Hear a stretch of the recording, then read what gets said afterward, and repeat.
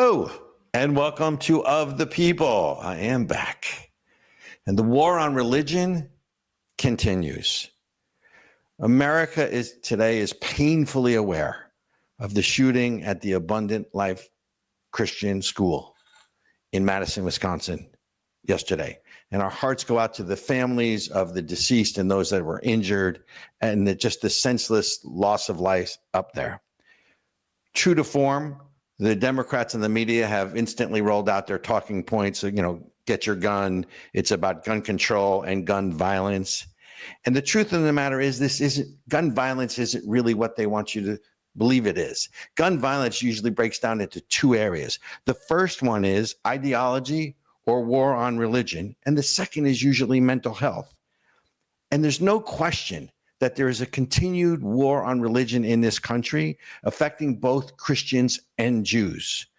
The shooting at the Tree of Life Synagogue in Pittsburgh, the First Baptist Church in Sutherland, Texas, the Burnett Chapel in Nashville, the mass shooting at the kosher grocery store in Jersey City, the Passover shooting at the Chabad in Poway, right?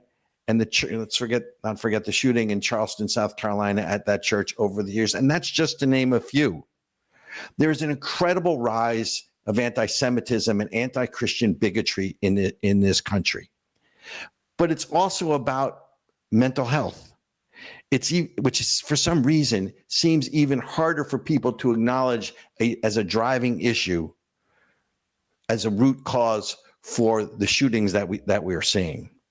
Whether it's the breakup of the family, whether it's the isolationism, whether it's the loss of faith, whether it's the loss of belongingness, drug abuse, other factors we could talk about. Mental health is another driving force in all of this. The shooting at Appalachian High School outside of Atlanta, the Old National Bank in Louisville, where the shooter actually streamed live the shooting in Florence, Kentucky a couple years ago. Let's not forget Austin, Texas as well. We have created a culture, ladies and gentlemen, where violence in the name of politics, or more accurately, ideology, is permissible. And let's not forget recently, not one, but two assassination attempts on President Trump during the election cycle.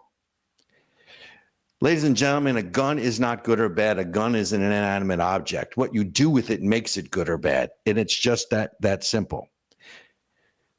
It is beyond naive and dangerous to think that if you take away everyone's guns, that you would solve the problem and take away the problem. Bad people will get guns. Those are the facts.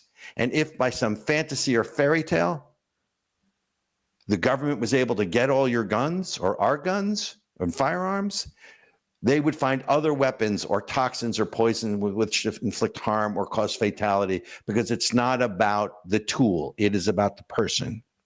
And let's not forget that the right to bear arms in this country is sacrosanct. There's a reason it is the Second Amendment to the Bill of Rights, buttressed up against the First Amendment, freedom of religion, freedom of speech, the essential freedoms of democracy. The Second Amendment, ladies and gentlemen, is there to protect our rights on the First Amendment. As for yesterday's shooting and tragic shooting in Madison, I don't know the real motive behind it. And hopefully through the investigation, we will all find out the real motives. And hopefully that the police investigation is transparent, because too often we don't get the answers and the information is withheld. And that hopefully that the families of those that were killed and injured find some solace in that information when it's out there. But we also hope and pray that in this country, we start to have an honest conversation about the root cause of these kinds of shootings and the anti-religious bigotry and hatred, unfortunately, by part of this country against a large part, if not majority of this country, those of us who, quote unquote, cling to our guns and religion, as well as the factors that contribute to the mental health crisis that clearly exist in this country that nobody wants to talk about. Ladies and gentlemen, it is not about the guns. As Shakespeare said, look not to the stars, but rather to ourselves, both as part of the problem and hopefully as part of the solution. And that's the monologue.